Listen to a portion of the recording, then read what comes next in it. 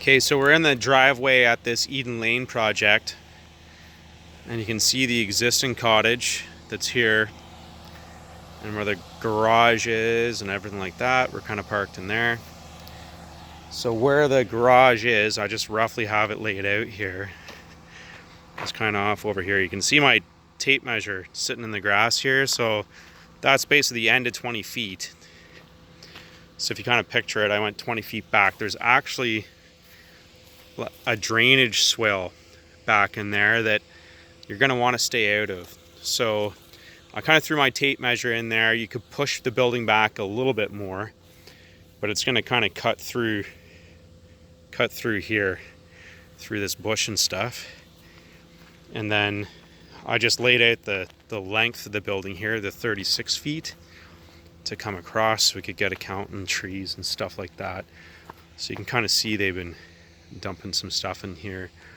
The natural grade kind of drops off slightly, so there's about a 3-foot slope in here going back towards that drainage swale that would have to be probably dug out and maintained. As you can see, we've got some smaller trees that would have to be cleared in through here, and we'd push back through this brush.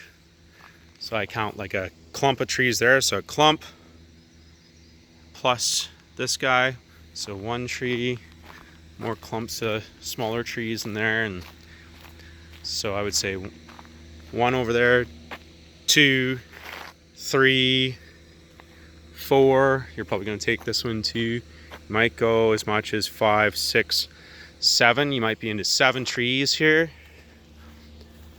of reasonable size. And then there's this. There's over on the neighbor's property at the back, there are 2 trees that are leaning. They're kind of part of another clump.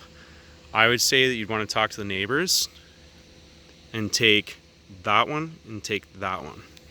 So that's kind of how I'm looking at it. Soils seem not crazy here. They're not bad. You might find native, but they're probably going to have to put a foundation underneath this one. It's not going to be slab on grade unless you build it back up to be so. I just don't have the drawings to be able to tell. But that's kind of the lay of the land. They would still keep kind of parking over in here, which I imagine they'd want you to tune just a little bit.